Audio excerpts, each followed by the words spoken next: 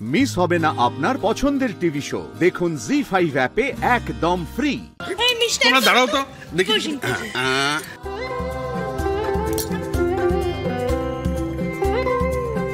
বাহ, হয়েছে। যাই আমি এবার ঠাকুর ঘরে পুজোর থালাটা রেখে আসি। অরুণা। হ্যাঁ দাদা। আজ ব্যাপারটা কি হলো? হ্যাঁ, তোমার বড় যা তোমার সঙ্গে করে একেবারে নিয়ে গেলেন। আমার তো মনে হচ্ছে কাবেরী ঠিকই বলেছে, আজ সান ওয়েস্টে উঠেছে। না না দাদা, আমি জোর করে সঙ্গে গেলাম। আসলে দিদি কিন্তু বারণ করেনি। আমাকে ফুল কি বললো, তুমি কেন জেঠিমাদের সঙ্গে যাবে না? আমি ভাবলাম দিদি আমাকে দূরে সরিয়ে রাখে তো কি, আমি তো দিদিকে কাছে টেনে নিতেই পারি। ঠিক করিনি কাবেরী? একদম ঠিক করেছো মেজদি। বড় তো সারপ্রাইজই হয়ে গেছে। হ্যাঁ, অ্যাংরি হতেও হলো।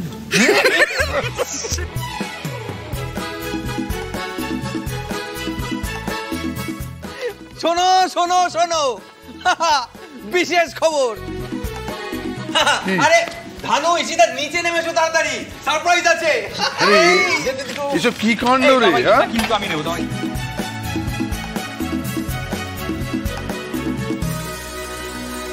পিয়াল, শালিনীকে ডাকতো একবার। হ্যাঁ হ্যাঁ ডাকছি। আরে আগে গিফটগুলো সেই তো করা। আরে কই দেখি দেখি দেখি, এত কিছু। দা ভাই, তুই আমাদের সবার জন্য নতুন জামা কাপড় এনেছিস। লাভ ইউ দা ভাই। রোহিত, হঠাৎ সবার জন্য জামা কাপড়, কি ব্যাপার? বিজনেস খুব ভালো হয়েছে নাকি কাকুমণি? না, যেরকম হয় সেরকমই হয়েছে। বিজনেসের সাথে গিফটের কি সম্পর্ক শালিনী? বৈশাখী উৎসবটা খুবই বিশেষ একটা দিন নবাবগঞ্জে। এককালে জেঠুমনি অঞ্চলের সবাইকে নতুন জামা কাপড় দিত।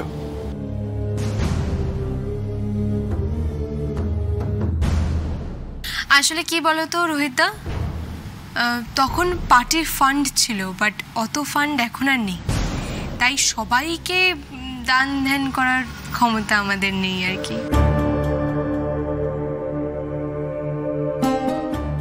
ঈশিতা দিদি, একটা কথা বলবো? নিজেদের জিনিসও সবার সঙ্গে ভাগ করে নেওয়া যায় গো। যাকে বাবা, তুমি তখন আবার রাগ করবে, বলবে ফুলকি দাস বেশি কথা বলে। দরকার নেই। স্যার, আপনি যাকে যা দেওয়া সেটা দিয়ে দিন। জেঠুমনি এসো,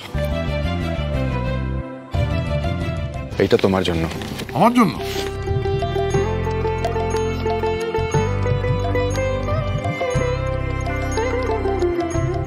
আর বাকিগুলো তুমি সবাইকে দিয়ে দাও। আমি আমার জেনারেশনের লোকজনদের দিয়ে দেবো, তোমার ভাই বোনদের তুমি দেবে।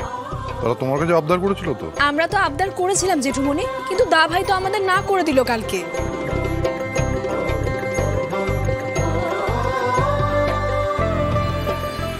জোর করে নিজের কষ্টটা চেপে আছি শুধু মাস্টারমশাইয়ের জন্য।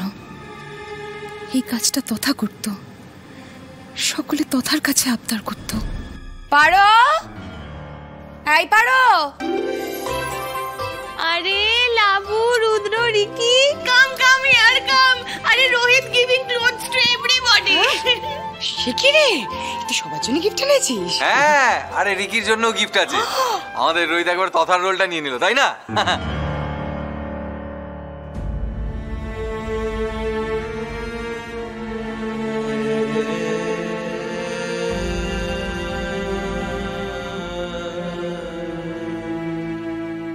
সেটাই তো হওয়ার কথা রে তমাল।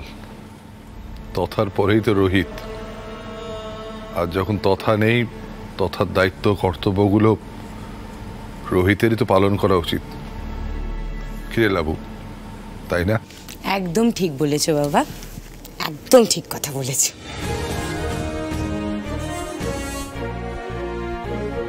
এই দে আমার গিফটটা দে। আমি বেশিক্ষণ ধরে অপেক্ষা করতে পারবো না, তাড়াতাড়ি দে, তাড়াতাড়ি দে আমাকে।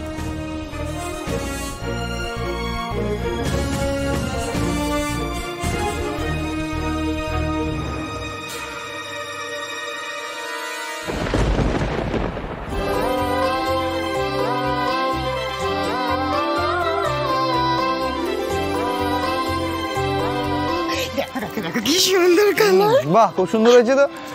শুধু কি দিদির জন্য আছে না আমার জন্য কিছু আছে নাকি? নেই?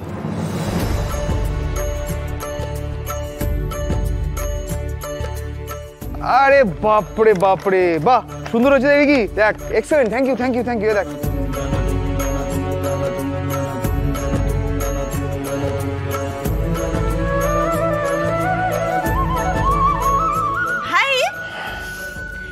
বলছি কই দেখি আমারটা দেখি।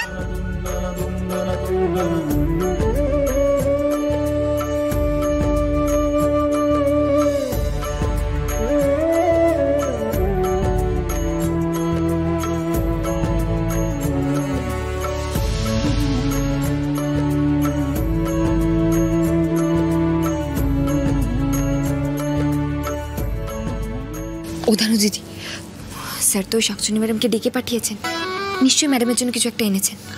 দেখো, আমি কিন্তু আগে দেখব কোনটা বেশি ভালো। পাগলামো করো না ফুলকি, কেন সাত করে সবার সামনে দাভাইয়ের কাছে বকা খাবে? মাথা ঠান্ডা করো।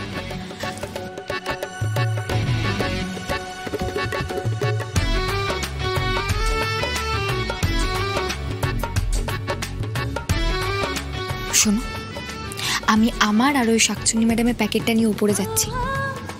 আমার না আর ভালো লাগে না। শাকচুনি ম্যাডামের পছন্দের শাড়িটাই স্যার শাকচুনি ম্যাডামকে দেবেন। ম্যাডাম কদর করতে জানেন, পচামি একটা।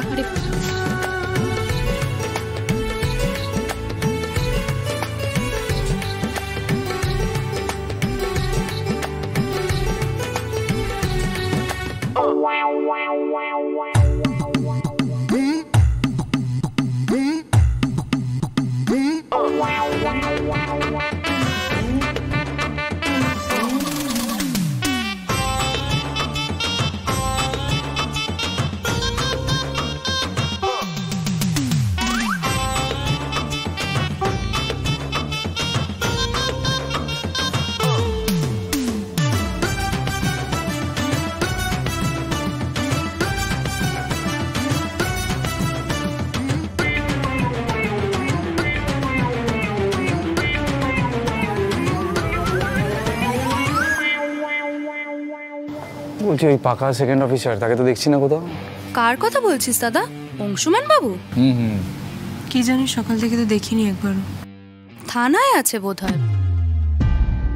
না মানে আসলে আমি শুনেছি যে উনি নাইট শিফট করেন, তো কাল রাতে হয়তো থানাতেই ছিল।